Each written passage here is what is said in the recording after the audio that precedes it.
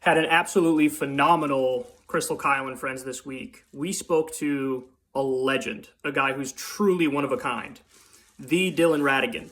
Now, some of you might not know who he is because he was most prominent as a political commentator about a decade ago. But for those of you who do know who he is, I know how excited you are hearing that we talked to him because he really is a legend. He is the very definition of a populist, firebrand, anti-establishment champion. So there's a lot of stuff I could tease, but I think the most interesting part of the conversation is when he was explaining, hey, here's why I felt like I couldn't do it anymore. I didn't want to be on TV anymore. I didn't want to have that job anymore. I don't want to tell you his reason now. I want you to hear it from him, but it's a really fascinating answer as to why he felt like, I can't do this anymore. I don't want to be on TV anymore. He felt like he had to really get away, go into the woods type stuff, clear your mind, go back to basics, try to figure out what the meaning of life is and what the purpose of life is, and adjust accordingly moving forward.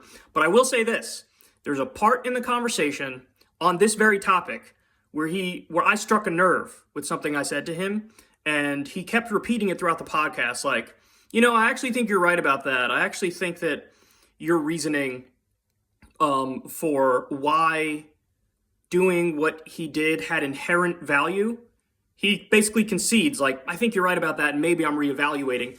And maybe moving forward, we get old school OG Dylan Ratigan back. You have to remember, Dylan Ratigan was on MSNBC in the golden era of MSNBC when they had him, they had Krystal Ball. They had Glenn Greenwald on like every week on one program or another, just absolutely taking a flamethrower to the Republicans and the Democrats. And, he's always been a massive civil libertarian and never bit his tongue for anybody. There was also OG Cenk Uygur was on there back in the day. Dylan gave, I think, Krystal her start and maybe even gave Cenk his start. It was either him or Ed Schultz, but he had him on all the time. OG Cenk Uygur would fill in for Dylan Ratigan. So this guy's a really interesting guy.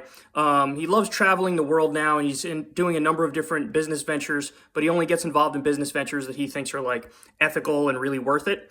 But anyway, you have to check it out. You have to see why he felt like he had to get the hell out of there. He had to get out of MSNBC. He had to get off TV. He had to clear his mind. He had to go back to basics. Link in the video description box. Tip $5 a month if you want to get the video today. The video will drop today at 9 for the paying subscribers. And if you don't want to pay the $5 a month, then it's available and free for everybody. The audio version tomorrow. Either way, the Substack link is below in the video description box.